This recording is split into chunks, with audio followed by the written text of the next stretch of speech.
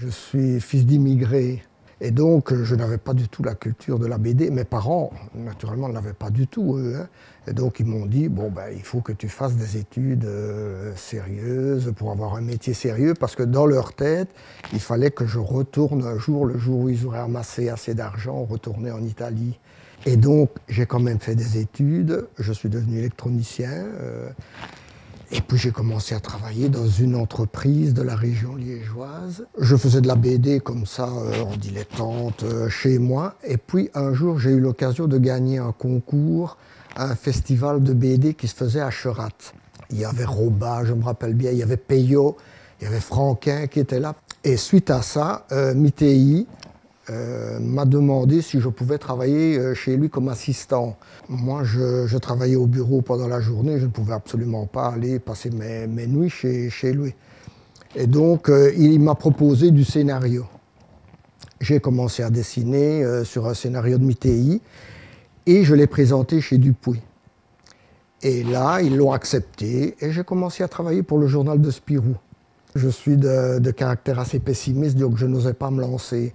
Enfin, elle m'a dit, vas-y, moi je suis institutrice, je peux faire bouillir la marmite et toi tu vas faire le dessin. Et comme ça, un jour, je suis allé chez mon directeur et je suis allé lui demander s'il pouvait me donner mon préavis. Alors il m'a proposé à ce moment-là de faire une mi-temps, ce qui était déjà formidable. J'ai dit non, si je fais ce métier-là en tant que professionnel, il faut que je le fasse à temps plein. 15 jours après, j'allais dans son bureau. Il me dit, voilà, vous avez votre préavis. Ah ben j'ai dit, merci, monsieur le directeur. Et c'est comme ça que j'ai débuté ma carrière professionnelle. Bien, la rencontre avec Cauvin, là, ça a été un peu, au début, un peu chaotique parce que j'avais été le trouver une première fois et il n'avait pas aimé mes dessins. Il m'avait envoyé une lettre pour me dire que c'était vraiment mauvais. Vous imaginez, j'avais eu la chance de pouvoir contacter Cauvin.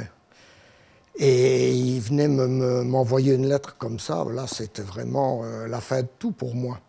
Parce que j'étais tellement stressé quand j'avais fait cette première planche que le dessin était vraiment mauvais. Mais moi, je ne m'en suis pas rendu compte tout de suite, mais par après, je me suis dit, ben oui, c'est vrai que c'est raide, c'est mauvais comme dessin.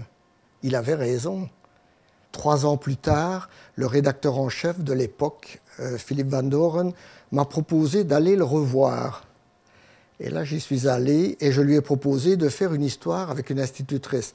Ma femme est institutrice. Et là, Cauvin m'a dit, bah, écoute, essaye d'esquisser des personnages, des enfants, l'institutrice, etc. Et puis moi, je vais voir ce que je peux faire avec ça. Je lui ai remis ça. Et quelque temps après, on a sorti le premier épisode de Cédric. J'ai dû vraiment faire beaucoup de recherches parce qu'à l'époque, il existait déjà Boulet Bill, il existait Denis Lamalisse, et il fallait un peu se démarquer de ça, il fallait trouver son créneau. Et donc j'ai commencé à crayonner, j'en avais une pile de crayonnés, vraiment. C'est Raoul Cauvin qui a mis le doigt dessus, il m'a dit, tiens, ce personnage-là me plaît. Il se fait on avait décidé avec Cauvin de dessiner une petite noire. Et il y en avait une dans la classe de ma femme. Alors, qu'est-ce que ma femme a fait? Elle a dit, je vais prendre l'appareil photo. Elle a pris l'appareil photo et elle l'a photographiée. Je me suis servi de cette petite fille-là comme modèle pour la dessiner. C'est comme Chêne aussi.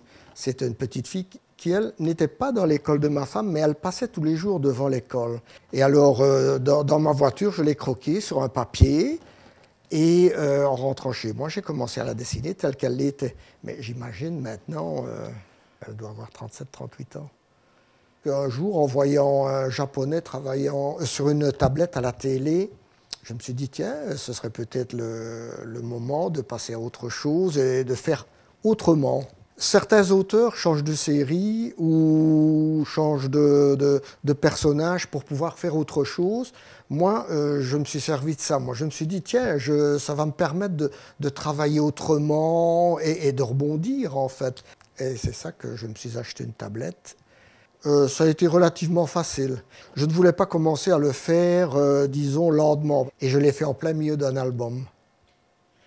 Et donc c'était le 22e, mais je ne dis jamais à quelle page, puisque les gens n'ont jamais, disons, dit « tiens, ça change ». Maintenant, il est tout à fait sûr qu'un œil attentif, un artiste, lui va mettre le doigt dessus et va dire « Ah tiens, le dessin devient plus lisse ». Je pense que souvent, on a l'impression qu'on fait ça comme en séance de dédicace. C'est laborieux en fait, parce que quand on doit créer une attitude, quand on doit créer un décor, c'est tout un travail.